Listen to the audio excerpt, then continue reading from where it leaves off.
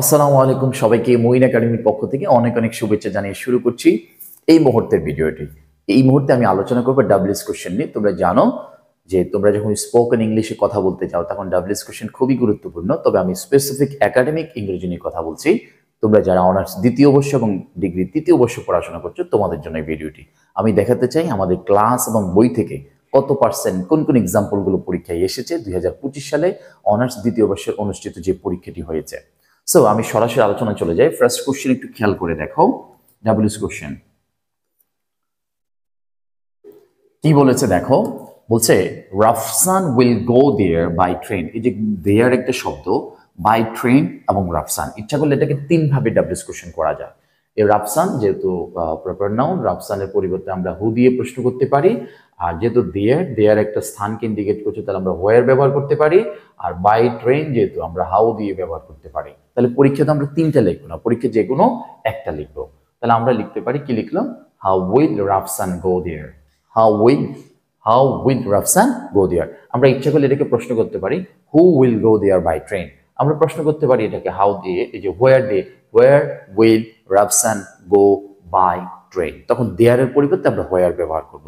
ঠিক এইভাবে একটা সেন্টেন্সকে অনেকভাবে করা যাবে। তোমার কাছে প্রথমত যেটা সহজ মনে হবে তুমি সেভাবেই করবে।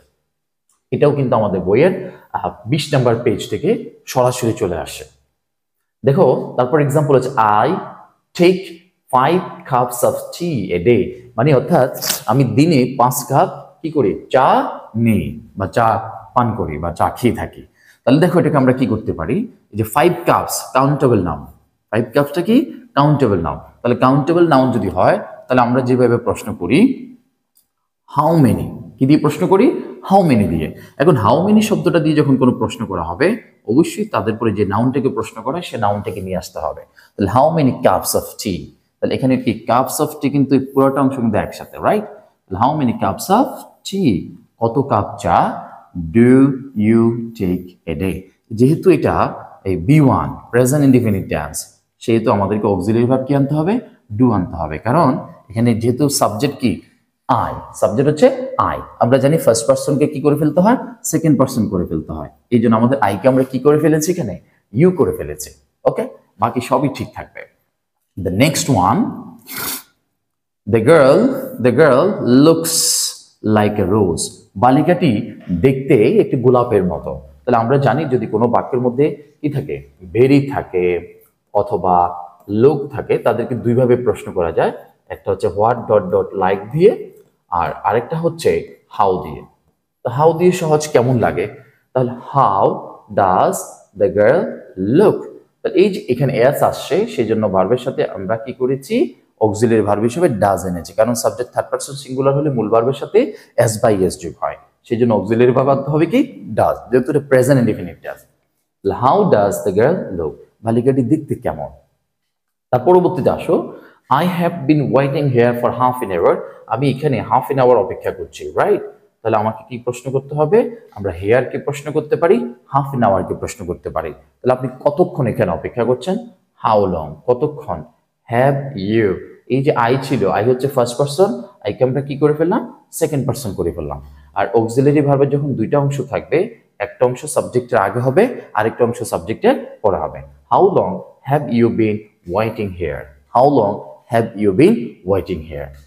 তারপরে দেখো, Barishal is famous for rivers. আমরা জানি ফর শব্দটা যদি থাকে, সিন্স, অ্যাজ ইফ, অ্যাজ ধো, তারপর হচ্ছে since, for, because of, infinitive, এই অংশগুলো দ্বারা মূলত বেসিকলি কারণ বোঝায়।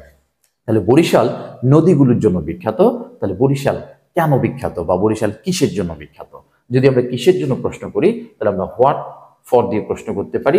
হোয়াট ফরটা তিন ভাবে লেখা যায়, হোয়াট ফর কিসের জন্য, অথবা ফর হোয়াট, অথবা হোয়াট লিখে বাক্যের শেষে ফর লেখা যায়।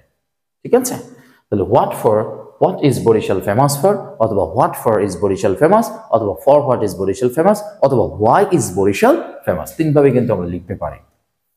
নেক্সট এক্সাম্পল গুলো দেখো, এই সবগুলো আমাদের বই থেকে আসছে। যে বইয়ের নাম্বারগুলো আমি পিছিয়ে দিয়ে দিয়েছি তোমাদের বোঝার সুবিধার্থে। তোমাদের যাদের কাছে আমাদের বই আছে তোমরা খুব চমৎকার ভাবে কিন্তু এগুলো বুঝতে পারবে। I am glad to see you, আমি তোমাকে দেখে আনন্দিত। তাহলে এই যে টু সি ইনফিনিটিভ অংশ, আমরা জানি বাক্যের মধ্যে ইনফিনিটিভ অংশ একটু তাদেরকে কি দ্বারা প্রশ্ন করা যায়, হোয়াই দিয়ে প্রশ্ন করা যায়। হোয়াই, এই যে এখানে আই আছে, আইকে আমরা কি করে ফেললাম, এম করে ফেললাম। আই এর সাথে অক্সিলারি ভার্ব হয় এম, আর ইউ এর সাথে অক্সিলারি ভার্ব হয় আর। তাহলে why are you glad, why are you glad. Green mangoes taste sour, সবুজ আমগুলো হয় টক।